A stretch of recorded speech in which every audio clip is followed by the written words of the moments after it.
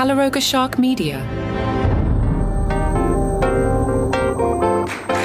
Hi there, I'm Johnny Mac with your daily comedy news. Nikki Glaser spoke to WGBH about her current level of fame. It's cooled off a little bit. She said, she'll explain, it seemed to be like a Super Bowl kind of event where everybody was watching, meaning the Tom Brady roast, and I was very famous for like 4 days. I couldn't go anywhere. People were stopping me anytime I walked up and down the street. Then the attention dissipated and it went back to normal. It was really lovely. I really love the level of fame I'm at where it's like people recognize me and they're really tickled by it. Funny line here. My spray tanner girl will be spray tanning me and I'm fully naked in front of her, you know, bent over, and she's like spraying my butt cheeks and she's like, my boyfriend and I are such huge fans. Like, that's a cool thing that I get to give you. What a nice little gift. Interesting here, too, she talked about the art of the roast. I don't even know who I am at roasts. I don't really relate to that person. I become like possessed and lose all sense of decency. I think I disassociate. I really do. I have a job to do. I feel a little bit like an assassin, like I can't have empathy. Kelsey Cook tells Fox News, I think people are starting to get more of their political information from podcasts because I think people want to feel like they can trust the interviewer more. And oftentimes, podcasters are people who present as just like, I'm one of you. Especially if it's a comedian. It feels very like this is a person who's just like us. I mean, yeah, yes and no. I guess they're presenting that they're just like us. Do a little research. A lot of these comedians, especially the ones with the bigger podcasts, are living quite large. Anyway, Kelsey says, this podcaster isn't another politician or maybe a news anchor that we don't necessarily relate to as much. And so I think that's kind of why people have turned more to podcasts, for not just feeling like they trust the host more, but also it's like a very different interview environment. I think the things that are being talked about are just a little more laid back, feels like potentially a more authentic interview than on a major news source. I do think that comedy's become a more free medium. I think more than ever, people have been able to find their own fan base, and it doesn't necessarily have to be like, you don't have to be everyone's cup of tea. I think it's becoming very free, where people can kind of do what they want, say what they want, and their fans will find them. Judd Apatow is working on a documentary about Norm Macdonald. He's looking for unique photos or videos of Norm. If you've got anything, they want you to send it to them. I'll give you the email address in a second. I know normally you don't listen to the podcast with a pen and paper. You could hit pause, you know, that is a thing you could do, or you could hit rewind. John, why don't you just tell them the email address now that you're talking out loud and you realize they could just hit pause. You don't have to give them time. This isn't radio. You're right, listener. Okay, that email address is one word, normmacdonalddoc@gmail.com. Don't forget, it's Norm Macdonald. People like me say Norm Macdonald, but it's Norm Macdonald, NormMacdonaldDoc @gmail.com.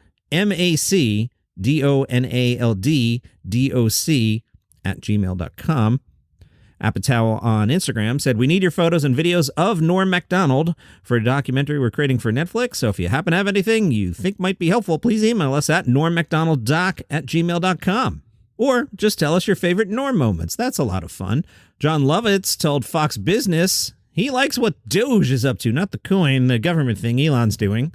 Lovitz said, I think it's a good thing. Here's the money coming in and here's the money going out. And if the money going out is astronomical and way above what's coming in, like crazy, and if everybody would look at this, if you haven't seen it, you'd be shocked. There's tremendous waste and they're finding it, and I think that's a good thing. The LA Times asked Russell Peters if he still enjoys touring and playing arenas. He says, it's what I do. I also still love it, and I'm really lucky. Let's be honest, the industry doesn't pay attention to me. They've never been there for me, but every show I'm doing sells out, whether it was the Beacon Theater in New York or where I am in Texas or coming back to Los Angeles. I wonder why I even cared about the industry, but that's your ego. That is true. He has quietly been a huge worldwide act for 20 years now, but you don't really hear about Russell Peters. I know I sat with him in a show in, was it Montreal? Chicago? It was one of the JFLs. It was a Frank Caliendo show, and he was cool. I may have met him other times, but I know that night he was totally chill.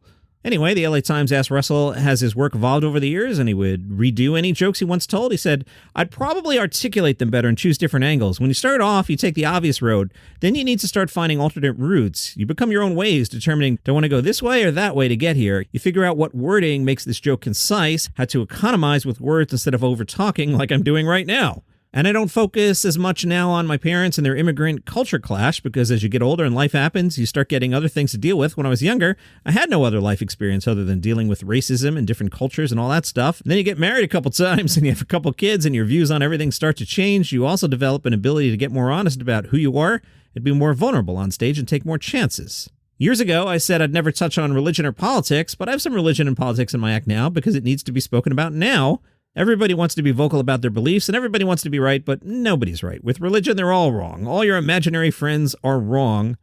This imaginary friend doesn't like this imaginary friend, and the book told them that this is theirs, and that book told these other people that it's theirs, so they're killing each other over something they have no proof of. None of it is real. Somebody needs to tell you to your face, you're out of your effing minds. There's not an ounce of proof involved in any of this stuff. But when I do international shows, this is interesting. I can't always talk about being atheist. In some places, it's illegal, and you get killed for that, so I've got to be cognizant of that. We have a date for Matteo Lane's special on Hulu. It is called the Al Dente Special. It'll be on Hulu Friday, May 16th. That is the 7th original special in Hulu's hilarious comedy slate. One of the great mysteries of the world is how you get in touch with a Hulu publicist and get them to come back to you. You can go to the Hulu website and make a perfectly nice request. They won't get back to you. You can hit them up on LinkedIn and go like, hey, I'm a nice guy. I have a comedy podcast, and they won't get back to you.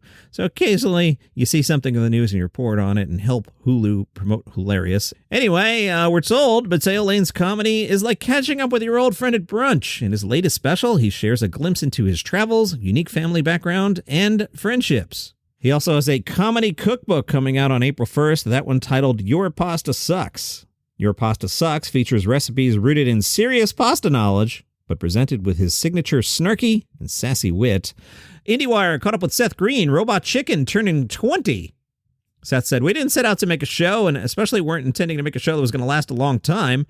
My partner Matt and I were trying to figure out how to just make animated sketch comedy shorts using toys. I thought it was really fun. We've been lucky enough to do the show for over such a length of time that we've been able to figure out a lot of things. Technology has improved in terms of the camera we can use, the computers we can use. We figured out how to make our puppets easier and how to build sets that we could reuse over time. We're able to just build new systems or take advantage of new technology to be able to make something at the rate and pace for the price that they were giving us that we needed to. As for modern times, Seth says, we're definitely aware of the fact that a lot of people could beat us to air with a joke. Our show takes about a year to really get it from script to screen, and somebody can just shoot something on their iPhone. So we really have to make sure that our jokes are not the joke that everybody else is thinking of. The last new episodes of Robot Chicken were in 2022. Seth says, I can say with a bit of certainty that I don't think we'll ever do a whole season of Robot Chicken. I don't think we'll ever do another 20 quarter-hour episodes. What I do expect we'll do is continue to make half-hour specials that are dedicated to a specific property. And a big reason of that, Seth says, Adult Swim has become less and less important to the business daddy. And in medical news, doctors are experimenting with prescribing comedy over antidepressants. Okay, there's a tech company. They're titled Crack Health. I got to comment on that. Hey, Crack Health, you're going to need another name if you're going to do business in the States. So CRAIC is Irish slang for we had good fun. So, that makes sense. But when you come over here to New York City and you're like, hey, Crack Health, you are implying a whole other thing, my friend. Anyway, Crack Health, which is just fun to say. They've secured funding from the National Health Service to work with doctors to begin prescribing comedy and stand-up shows instead of antidepressants. Dr. Simon Ofer is also a member of Parliament. Dr. Ofer says, I've particularly specialized... I'm laughing at the Ofer because now I'm thinking of Captain Over in the Airplane movie, and my mind is going over, under, Roger, Roger, Roger. By the way, do you like movies about gladiators? Dr. Ofer says, I'll make myself laugh. That wasn't even funny. The YouTube comments are going to kill me for that one. All right, anyway, I've particularly specialized in using the arts to make people better. So that could be poetry, visual arts, or sometimes even drama. And I've also used things like gardening. I prescribed allotments to people and that sort of thing. But this is the first time that we've tried comedy. That's what's exciting about this. The founder of Crack Health is Lou Jackson. And Lou said that comedy is a cortisol decreaser, dopamine producer, potent releaser of serotonin, endorphins, and good neuropeptides. That front part there almost reads like a musical lyric, right? Get a little beat behind and go cortisol decreaser, dopamine producer, serotonin releaser. Maybe somebody with some rhythm could execute that. Dr. Lou Jackson says going to one comedy workshop or going to one stand-up comedy event or having a comedian come in and teach kids how to improvise and giggle at themselves, it's got an effect for 24 hours. And surely that's better than prescribing antidepressants. And that, my friends, is your comedy news for today. See you tomorrow.